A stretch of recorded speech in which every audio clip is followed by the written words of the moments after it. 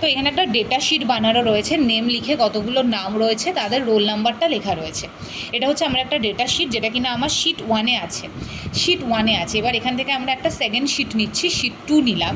এবার এখানে চাইছি যে আমরা ওই যে নেম যে অপশানটা রয়েছে, এটাকে আমরা একটা ড্রপ ডাউন বাটন আনবো, আর তার পাশে এখানে আমরা রোল লিখছি। ড্রপ ডাউন বাটন মানে কি, এখানে একটা নেমের অপশান থাকবে, যেটাতে ক্লিক করব সেই নামটা এখান থেকে চুজ করতে পারবো। তো আমরা ভালো করে দেখো, আমরা শিট ওয়ানে এখানে ওই ডেটা চার্টটা বানিয়েছি, শিট 2তে এসে এখানে নেম বলে একটা হেডিং করেছি আর রোল নাম্বার বলে একটা হেডিং করেছি। এবার নেম লেখার যে জায়গাটা, এই ব্ল্যাঙ্ক জায়গাটার উপরে ক্লিক করব, ডেটা ট্যাবে যাব। ডেটা ট্যাবে যাওয়ার পর এখানে ডেটা ভ্যালিডেশন অপশানে যাব। ডেটা ভ্যালিডেশন অপশানে গিয়ে এখানে অ্যালাউ বলে যে অপশানটা রয়েছে, এখান থেকে আমরা লিস্ট অপশান চুজ করব। লিস্ট অপশান চুজ করার পর এখানে ইগনোর ব্ল্যাঙ্ক আর ইনসেল ড্রপডাউন অপশান রয়েছে, তো ইগনোর ব্ল্যাঙ্কটাকে তুলে দিয়ে আমরা ইনসেল ড্রপডাউন অপশানটাকে অন রাখবো।